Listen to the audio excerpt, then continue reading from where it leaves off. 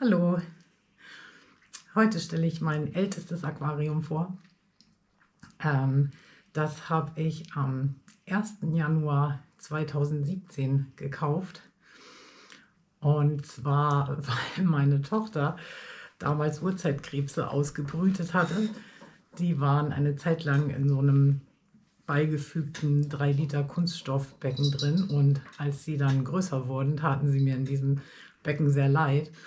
Und daraufhin bin ich losgezogen und habe mein erstes Aquarium gekauft, um die Urzeitkrebse unterzubringen. Und das war, ja, Pudding, das war dieses Aquarium. Ein 54 Liter Komplettset von Tetra. Ja, und das habe ich dann sehr rudimentär eingerichtet für die Urzeitkrebse. Also damals habe ich einen Kiesboden reingemacht, habe die ganze Technik von dem Komplettset erstmal so, wie sie war, laufen lassen und hatte ein paar ganz einfache Pflanzen drin, sowas wie Hornkraut war da, glaube ich, dabei. Und ja, die üblichen sehr einfachen Pflanzen, die man erstmal reinwirft, wenn man keinen besonderen Ehrgeiz hat in der Pflanzenaquaristik. Und ja, die Urzeitkrebse, die haben das dann noch eine ganze Weile bevölkert und sind sehr groß geworden. Und nachdem dann der letzte verstorben war, da lief das Aquarium einfach so, wie es war, weiter und hat sich im Laufe der Zeit, wie das so ist, ohne Besatz, in so ein kleines Ökosystem verwandelt. Da haben dann ganz viele Hüpferlinge drin gelebt und noch einiges andere an so Kleingetier, was sich dann von alleine in so einem Aquarium ansiedelt. Und irgendwann fand ich das dann optisch einfach nicht mehr ansprechend genug, weil das stand damals bei uns im Wohnzimmer. Und habe beschlossen, dass ich das jetzt mit ein bisschen mehr Ehrgeiz bepflanze. Und ja, daraufhin habe ich mir dann ein ganzes Pflanzenpaket gekauft, was für also 54 oder 60 Liter Aquarien damals angeboten wurde. Und da drin enthalten waren also sehr viele Stängelpflanzen. Da waren Rotala dabei, Ludwigia, Bacopa, Hygrophila. Dann war da eine Echinodorus bleeri drin, was ich nie verstehen kann, dass die für so kleine Becken in diesen Pflanzenkomplettsets drin sind, weil die einfach, wenn die gut wachsen, das ganze Aquarium übernehmen. Und ja, letztendlich habe ich da halt so ein bisschen ohne viel Wissen rumgewerkelt mit den Pflanzen und einige sind sehr gut gewachsen. Also die Rotala, die Ludwigia und die Limnophila war auch dabei. Die haben also ein richtig dolles Wachstum hingelegt. Die Echinodorus bleeri ist so lala angewachsen. Und ja, das lief dann eine Weile in dem Zustand. Ich hatte damals noch sehr viel weicheres Wasser als heute, weil wir noch eine Enthärtungsanlage an unserer Wasserversorgung hängen hatten. Das ist also quasi eine Anlage, die Magnesium- und Calcium-Ionen aus dem Wasser entfernt und durch Natrium-Ionen ersetzt, was zu dem etwas absurden Ergebnis führt, dass man dann eine höhere KH als GH hat. Also wenn ich das richtig erinnere, hatte ich damals eine KH von 10 und eine GH von 7 oder 8. Und darauf basierend habe ich dann eben auch meinen ersten Besatz mir geholt. Das war ein schöner Schwarm blauer Neons. Und die sind dann in diesem Aquarium auch sehr lange sozusagen die Dauergrundbesatzung geblieben, haben sich da anscheinend ganz wohl gefühlt. Und ja, einer von diesem damaligen Schwarm hat tatsächlich auch lange gelebt und ist jetzt gerade vor kurzer Zeit noch in mein großes Weichwasseraquarium mit den anderen Schwarmfischen, die ich da inzwischen drin habe, umgezogen. Und ja, ich habe von damals, von meiner Ersteinrichtung dieses Aquariums auch noch ein Foto, leider keine Filme. Ich werde mal schauen, ob ich das reinschneiden kann. In das Video habe ich noch nie gemacht, aber finde ich hoffentlich raus, wie das geht.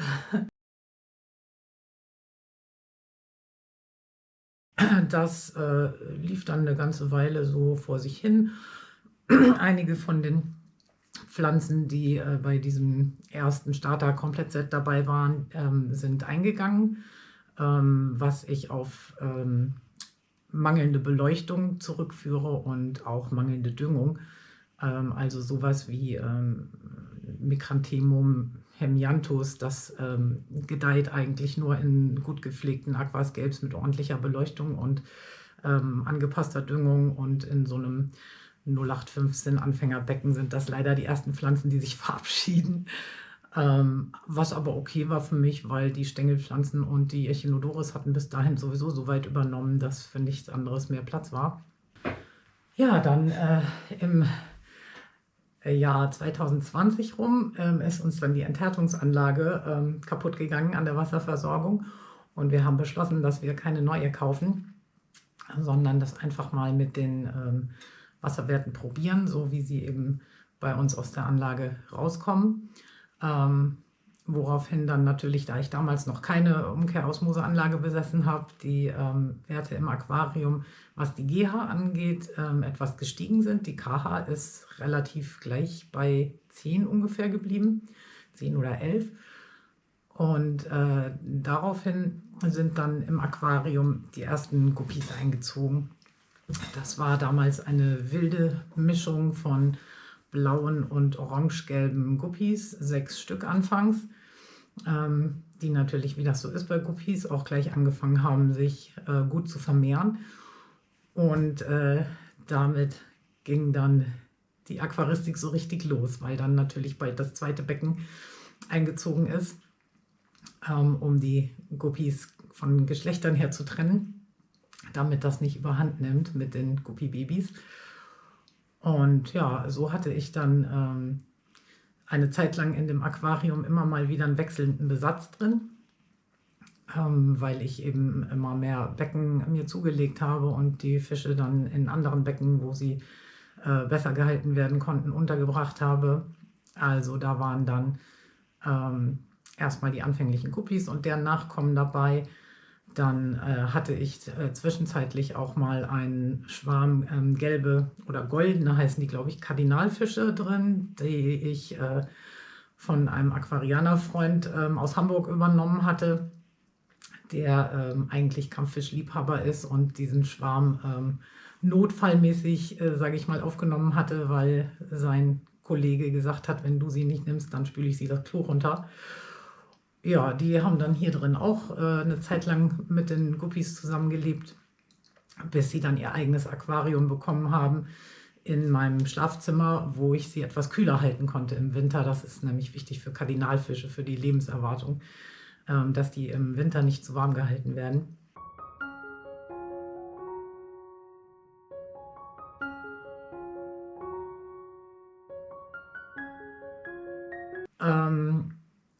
Zu einem Zeitpunkt, als in diesem Aquarium dann Guppy-Männchen nur noch drin waren und auch noch die blauen Neons, die sich trotz der Veränderung der Wasserwerte ganz gut gehalten haben, habe ich dann auch noch orange Platis eingesetzt, die sich dann ebenfalls sehr gut vermehrt haben. Da hatte ich dann auch ganz viele Plati-Babys bald rumschwimmen.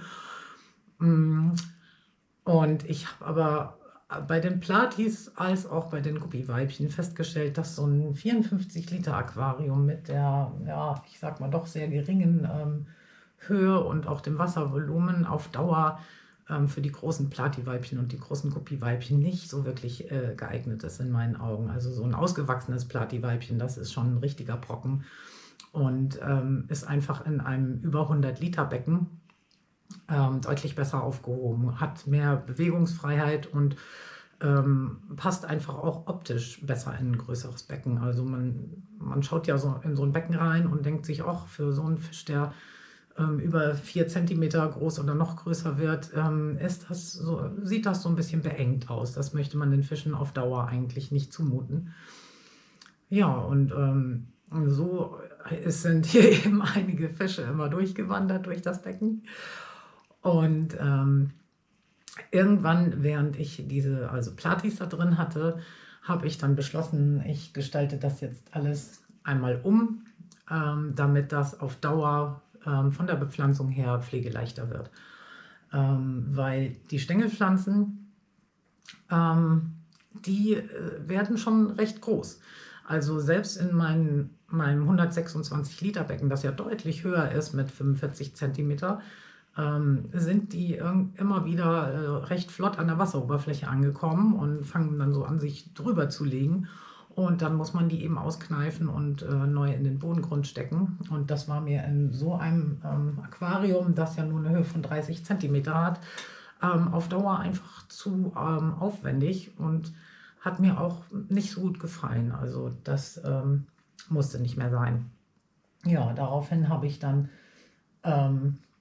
alles rausgeworfen, was so an Deko drin war, und habe eigentlich nur noch drin gelassen so ein paar selbstgesammelte Steine, die man jetzt hier kaum noch sehen kann. Die sind also im Unterholz verschwunden. Und dieses zauberhafte Schneckenhaus, das ist hier auch schon sehr, sehr lange drin. Ich glaube seit 2019.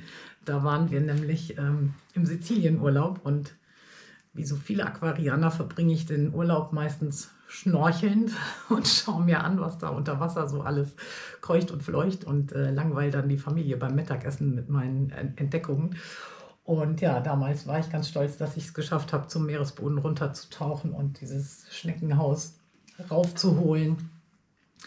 Und obwohl ich sonst kein großer Freund von solcher Art Deko im Aquarium bin, musste das dann einfach da rein. Also das gehört jetzt seitdem dazu.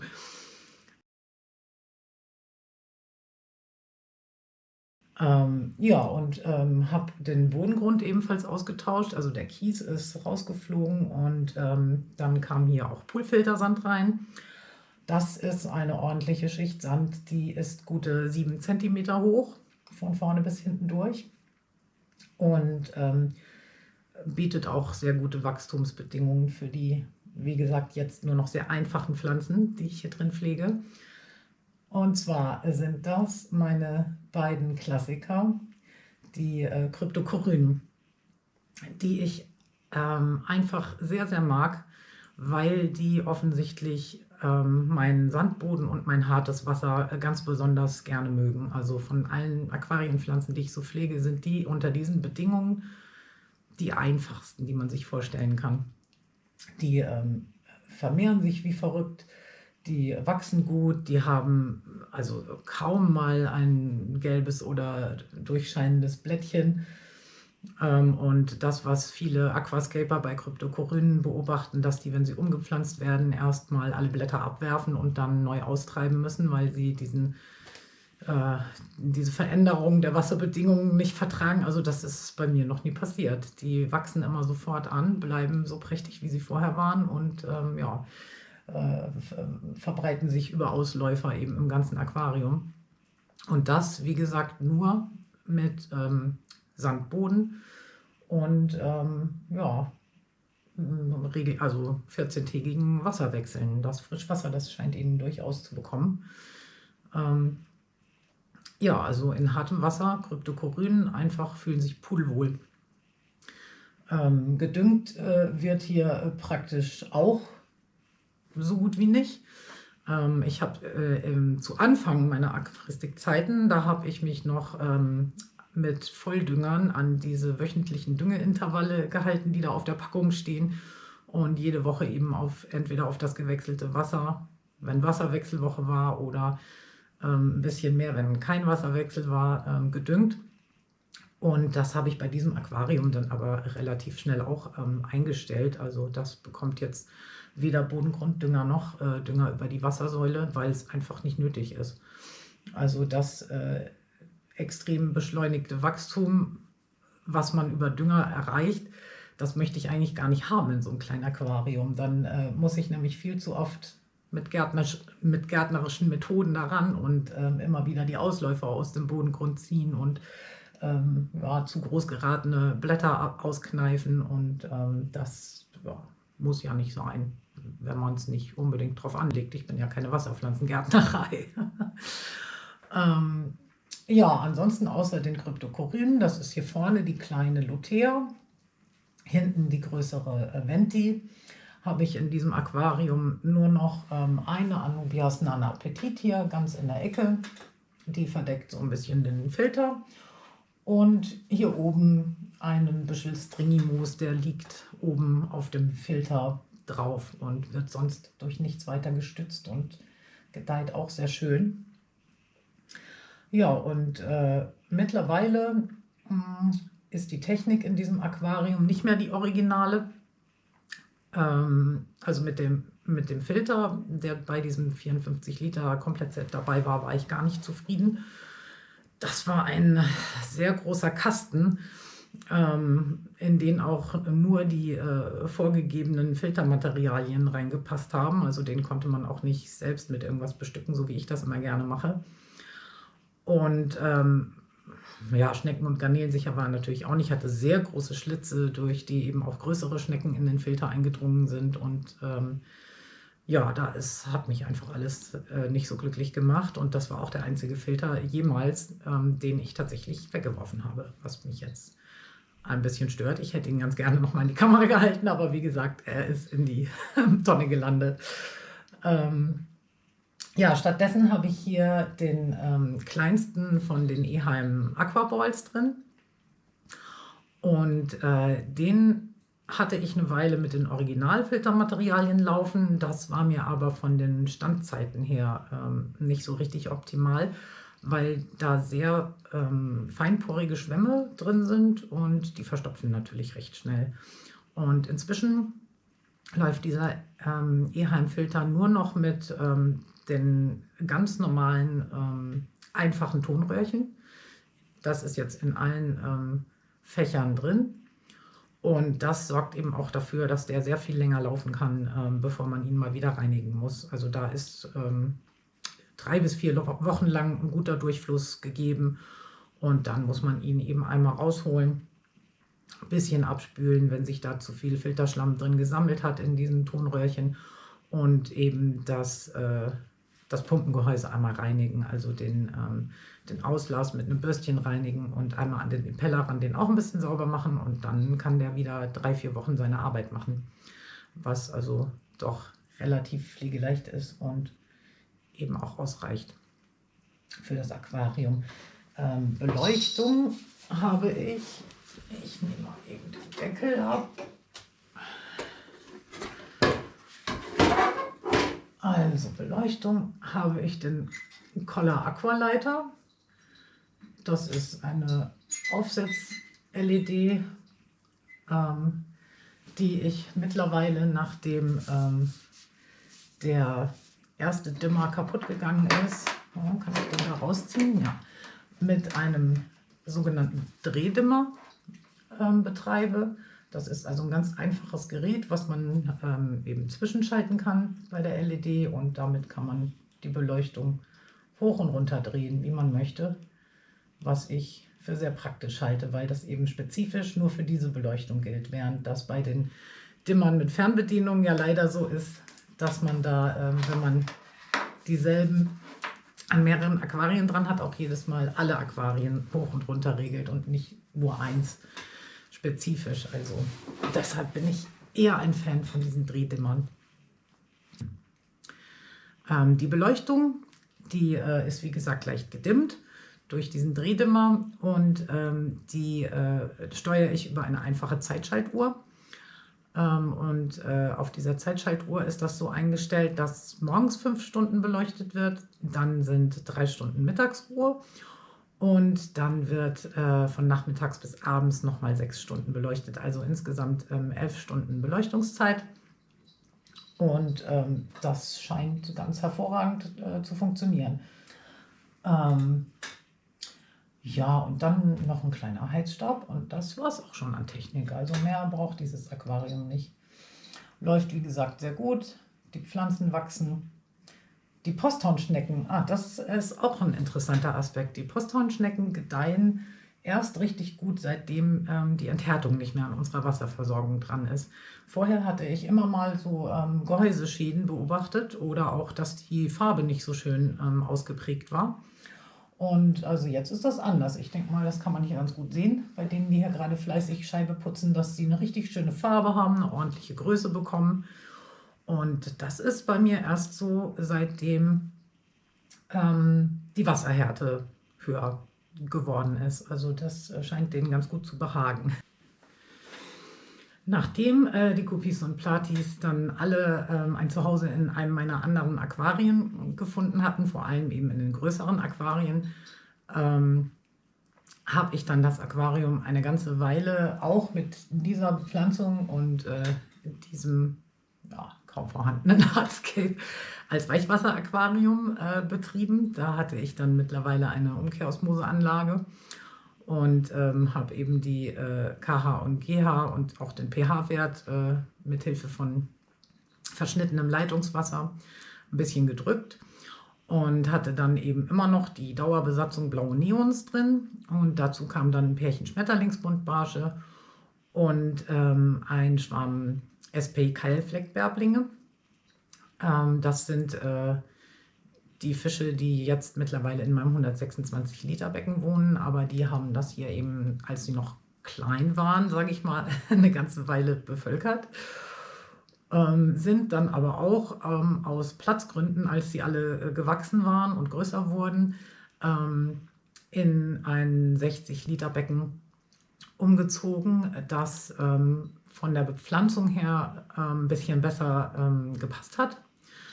Da ja, wie gesagt, die Kryptokorynen meiner Meinung nach hartes Wasser sehr gerne mögen und da also völlig problemlos drin gedeihen, wollte ich dieses kleine Becken eben auch wieder auf Hartwasser umstellen. Und daraufhin ist dann vor etwa 1,5 Jahren mein endgültiger Besatz eingezogen, und zwar die süßen kleinen Stackentler, von denen ich so ein großer Fan bin. Und also das finde ich mittlerweile auch unheimlich problemlos und pflegeleicht und gelungen. Das harmoniert alles ganz wunderbar. Also damit bin ich jetzt sehr zufrieden und werde das, glaube ich, auch auf absehbare Zeit nicht mehr ändern, sodass dieses Aquarium eben jetzt nach 9 Jahren und sehr vielen Besatz- und auch Bepflanzungs- und Ausstattungsveränderungen seinen endgültigen Zustand gefunden hat, mit dem ich sehr zufrieden bin. Ja, mittlerweile besteht der Besatz außer den Schnecken aus einer Population Blue Jelly Garnelen, die leider auch nicht mehr ganz artrein sind, weil mir da wohl irgendwann mal eine rote reingeraten ist, und aus meinen Stackentlern, die sich hier jetzt natürlich gerade überhaupt nicht blicken lassen für dieses Video, weil ich die heute Morgen schon gefüttert habe. Und also der ganze Schwung Stackentler, der lässt sich hier im vorderen Bereich eigentlich nur dann blicken, wenn es Futter gibt. Und ansonsten nehmen die Deckung, die die Kryptokorynen bieten, sehr, sehr gerne an. Also vor allem die großen ausgewachsenen Weibchen sind eigentlich den ganzen Tag irgendwo im Unterholz unterwegs und lassen sich wirklich nur zur Fütterung blicken. Und das finde ich auch an diesen Entlerguppies also sehr interessant. Die haben einfach noch andere Verhaltensweisen als Hochzuchtguppies. Hochzuchtguppies sind ja den ganzen Tag fröhlich im Freiwasser unterwegs und haben vor gar nichts Scheu und haben kein Bedürfnis, sich zu verstecken. Bei den Stackentlern ist das ein bisschen anders. Die gehen also auch sofort in Deckung, wenn man versucht, die rauszufangen. Ja, bis auf die etwas unbedarfteren Jungfische, die eben auch oberflächennäher unterwegs sind und auch ein bisschen munterer durchs Freiwasser unterwegs sind außerhalb der Fütterungszeiten, sind die erwachsenen Fische also sehr gute Versteckkünstler. Ja, die haben sich mittlerweile so schön vermehrt, dass ich da auch regelmäßig junge Tiere rausfange und dann in meine Guppy-Männchen und Guppy-Weibchen-WGs setzen kann, wo die sich also auch sehr gut machen. Das sind wirklich sehr unkomplizierte, hübsche, wohlgeformte Tiere, die also mit Abstand viel weniger Probleme bereiten als Hochzuchtguppies. Ich bin ein großer, großer Entler-Fan. Und was mir auch eben mittlerweile sehr gut gefällt, das ist jetzt der Besatz seit ungefähr 1,5 Jahren für dieses Aquarium, sind einfach die Proportionen der Fische. Also obwohl das recht viele sind, hat man bei den Entlern immer das Gefühl, die passen sehr gut in ein 54 Liter Aquarium, während das eben bei den üblichen Tieren, die dafür so empfohlen werden, meiner Meinung nach ein bisschen zu unterdimensioniert ist. Also zum Beispiel für ausgewachsene Platis, ausgewachsene Guppies, ist der Platz meiner Meinung nach in so einem Aquarium nicht ausreichend. Also dieses Aquarium ist wirklich eins, ich weiß selbst nicht so genau, woran es liegt, aber ich muss keine Scheiben putzen. Ich habe keinen Eigenwuchs, also nicht mal diese kleinen grünen, sehr langsam wachsenden Büschelchen, die ab und zu mal in anderen Aquarien auftauchen. Auch die lassen sich hier kaum blicken oder gar nicht letztendlich. Ja, ich denke, das ganze System funktioniert einfach hervorragend. Ne? Gute Mikrobiologie im Sandboden, ein guter Pflanzenwuchs und ja, keine Überbeleuchtung. Hier fällt sogar vormittags ein bisschen Sonnenlicht rein, weil das hier zwei nach Osten gelegene Fenster sind, die hinten dran stehen. Aber selbst das sorgt nicht für Algenblüten oder sonstige Probleme. Also Pudding. Ja, einfach ein tolles, pflegeleichtes Aquarium. Also ich sag mal, wer Anfänger ist, dem kann ich so eine einfache Einrichtung und Bepflanzung wärmstens ans Herz legen. Das macht viel Freude, die Fische fühlen sich pudelwohl.